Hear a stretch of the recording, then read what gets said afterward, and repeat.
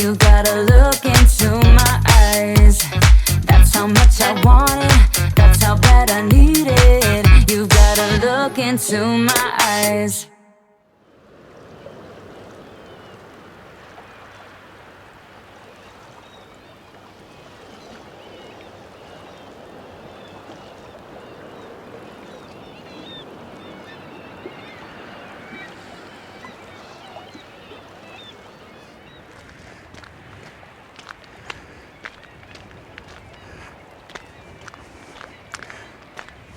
So back in the late 70s, an author by the name of Ian Gillespie was researching a book about fishing marks around the coast of Britain and Ireland. Now unfortunately Ian passed away in 1979 and the task was passed to John Darling, who was a local author to this area. And in 1982 his book, The Sea Angler's Guide to Britain and Ireland, was published. Now this is an epic journal. It covers the whole of the coast of Great Britain and Ireland and gives details of angling marks all the way around the coast. It also gives useful information on how to get to those marks, where the fishing tackle shops are, where to get bait from, etc. It's an amazing book, really useful book, but it was written in the 70s and published in early 1982. So it is now 40 years old. So a couple of us have got together and we've made a decision that we're going to revisit the book, and we're going to do that in a more modern genre, if you like. We're going to do it in the form of YouTube episodes. I kind of envisage that it will be a bit like Michael Portillo with his Great Railway Journeys, with his Bradford's Guide. So we're going to be talking about fishing marks that are dear to us, and then we're going to refer to the John Darling guide and see what he said and see how it's changed. But it's for my friends to do that the way they wish. So it's going to be interesting because it's going to have all sorts of different ways of doing this. My way, this is the introduction. This is the first video by way of an introduction, and I'm going to talk about what was John's home fishing area. I'm going to be talking about Seaford. And I'm not fishing today, I'm just going to be talking about the book. I'm going to be talking about Seaford Beach and the area of Seaford and what it says in the book and how that's changed. So an area that was fished a great deal by John is the area that's behind me, which is Seaford Head, and the rocks and platform, the chalk platform that is there, is an immense smorgasbord of shellfish, fish, crustaceans, etc., and a great bass fishing march. And I know that John fished that area a lot.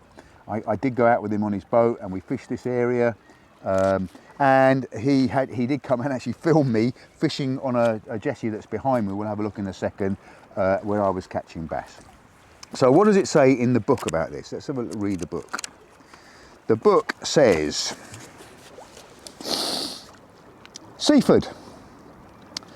Shingle beach giving on to areas of reef and sand, moderately shallow but never uncovers at low tide. In summer, bass are taken on crab from the rocks under Seaford Head, and quite frequently from open beaches too. Live fish bait works well at high tide in calm weather for bass from shingle beaches and the sewer gantry, which is what we're actually standing on, the sewer gantry at the moment. It is no longer a sewer gantry, it's just a jetty, but it was at one time a major sewer outfall. There are some flatfish, notably sole, taken at night and winter dabs. Mackerel, garfish and scad are frequent in fine weather on spinners and feathers. This beach is fair for winter cod and whiting, and the nearest tackle shop, he says, is the Book and Backer shop in 8 Bridge Street, Newhaven. Well, that unfortunately is long gone. The actual nearest tackle shop is Tools and Tackle, which is presumably across the road from where the Bait and Backer shop was, because that's at 11 Bridge Street, Newhaven. So what's changed? Well, the biggest change I would suggest since John wrote that book is that shingle beach. The shingle was put in place in the late 80s as a coastal defence. It was dredged, it was made from shingle that was dredged up from out in the channel there and then pumped onto the beach. Certainly it has worked as a coastal defence. In 1987, when the first really big storm, the October storm, hit, I think Seaford probably wouldn't have been here now. It would have been the coastal defences would have been breached, and the shingle quite effectively defeated that. Now, I didn't live here then, so I don't remember the shingle beach being laid down, and I don't remember the way it was before the shingle beach. But I have seen pictures of waves striking the seawall and actually breaking over the top of the Martello Tower. What you can see there was the last of the Napoleonic Martello Towers that were built as coastal defences against the French during the Napoleonic Wars. And I've seen a picture actually taken by John Darling of a wave breaking over the top of that. So you can imagine how lively it used to get. The shingle very effectively defeats that. But the trade-off for that, it has majorly affected the fishing here. It used to be a top sole mark back in the days, apparently. You do catch the odd sole along here now, but nothing like we used to catch, or nothing like was being caught there, according to the people I've spoken to who've lived in this area for many years. In the far distance, you can see tide mills, and if you carefully pick it out, you can also see the mouth of Newhaven Harbour. Tide mills is the only area that uncovers to sand when the tide goes out. So that does actually uncover until you there is an area of sand there which you can bait dig. There are some beds of yellowtail lug in there, and it used to be that the match anglers used to turn that into a ploughed field digging for white rag. I haven't seen that happen so much now, so that either means the white rag have gone, or more likely people don't use it as a bait quite so much as they used to, but it used to be the killer bait. The middle ground is predominantly a lot of plaice get caught there, a lot of whiting in the winter, and then the usual sort of general dogfish. I've had smooth hounds off there recently in the last 12 months. I've had rays off here in the last 12 months, but they're not the common fish. The most common fish off this beach is during the winter, and at this time of the year as well, is whiting, the plague of the whiting. Now, 20 years ago, I used to fish here. I used to live right next to the seafront, and I fished this beach all the time. And I don't remember there being as many whiting as there are now. Maybe that's just me, but I used to catch a lot of pouting off here, and I caught a lot of dabs off here, but I don't remember the whiting being quite like the way they are now. And that's all the way along this south coast. You know, there is a major whiting pandemic that strikes us from about November onwards. Which is great when it first starts, because it means it's exciting fishing. You're getting bites as soon as your bait hits the water, but they do become a bit of a nuisance after a while.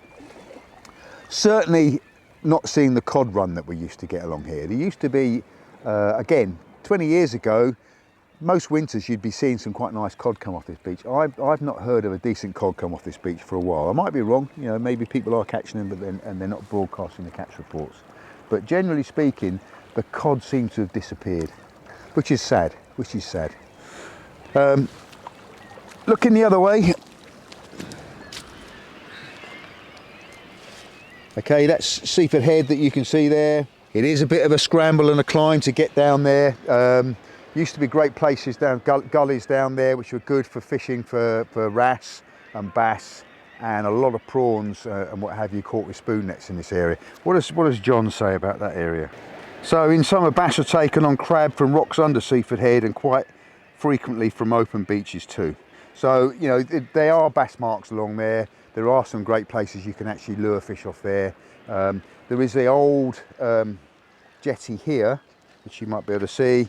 That is certainly a good bass mark, and I've caught bass off there. And this year, or rather the end of last year, I was catching little schoolers off there, but I'm sure on the right night there's some good bass. The other thing that would have been here when John was writing his book, but not as big as it is now, is the kittiwake colony. Seaford Head is quite famous for its colony of kittiwakes, which is quite an unusual bird to be finding in this area. But there is this one colony of them that started settling here, I guess, around about the time that John was writing the book, and they've now spread along, I don't know, about 100 metres of the cliffs.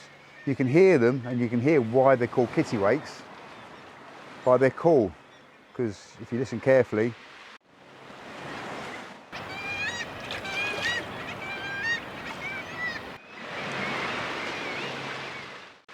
There are also peregrine falcons that nest along here as well.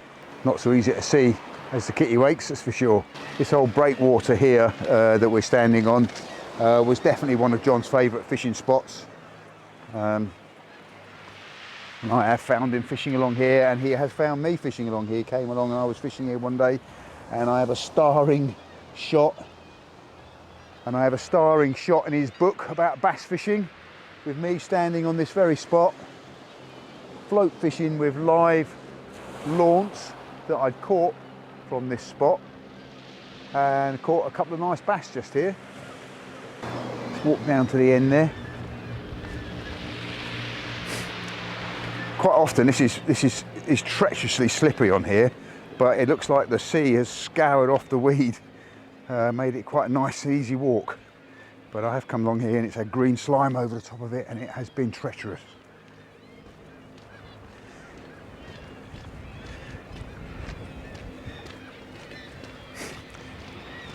Now all across this area, in this part of Seaford Beach, there are reefs.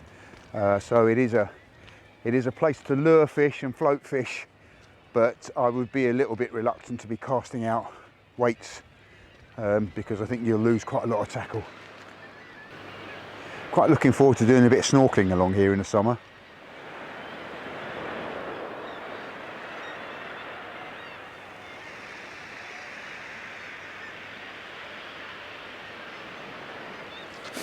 Seaford Head. Unfortunately, it's not as white as Beachy Head because there is a deposit of glacial clay on top of the cliffs here, and so as the rain and the water erodes the cliffs back, it also washes the clay down across the face of the cliffs, so you get this brown stain. But it is glacial clay, and there have been mammoth tusks come out of it. It's quite small tides at the moment, so it hasn't uncovered here. When the bigger tides, there's a lot more reef that's exposed. Here we are down at the western end of Seaford Beach. It's a good sandy bottom here, no snags. This is one of the hot spots on this beach. It's locally known as the Buckle. So there is free car parking in the Buckle car park. Maximum stay 12 hours, so that's more than you need. And it's a reasonably sized car park. But we'll have a look further down the coast where you can park on the beach. There is free car parking all the way along the beach here from about this point to the east. So you can park right next to the beach and offload your gear. There's this little bluff that we're standing up on, it's a little bit higher up. Another one of the hot spots is the mark called Edinburgh Road, which is just down there around about where the ice cream van is and beyond. Okay, so we're kind of at the midpoint of the beach here, and from Ringmer Road, which is the road that's just above me here, and to the east, going up to the jetty where we were sitting talking, there is a reef, and it is very snaggy here, so if you cast out any distance you are going to lose gear. But if you go to the west of this location, from Ringmer Road to the west, all the way down into Tide Mills, it's a pretty sandy bottom and it's pretty clear of snags, so you're pretty safe fishing out here. But you know, live dangerously. Obviously reefs are what hold the fish, so you can come and fish in here. Don't cast too far, I would suggest. I mean, for bass you don't have to cast too far, to be truthful. And yeah, it's where you catch the fish. What a lovely day it is today. So that's it, that's Seaford Beach. I say there will be more of these videos coming along. I hope you've enjoyed this little introduction to my hometown and an introduction to the book, which hopefully will grow into a whole series of videos set around the whole coast of the United Kingdom and Ireland, talking about the marks.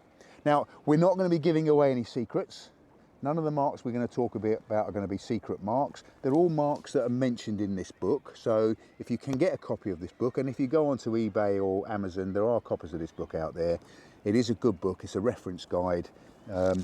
And if you do go off and you do some stuff about this book and you fish some of these marks, please send me some comments and we'll see if we can't refer that. It's going to give me the drive to go actually start travelling around as soon as we can start travelling. At the moment, we're stuck to our home beaches, and this is my home beach. So, stay happy, stay safe, stay healthy, stay fishing. See you in the next one. I'm staring through your window. window looking up at the stars, up at the stars. I'm caught inside a loop where I can get to your heart, get to your heart.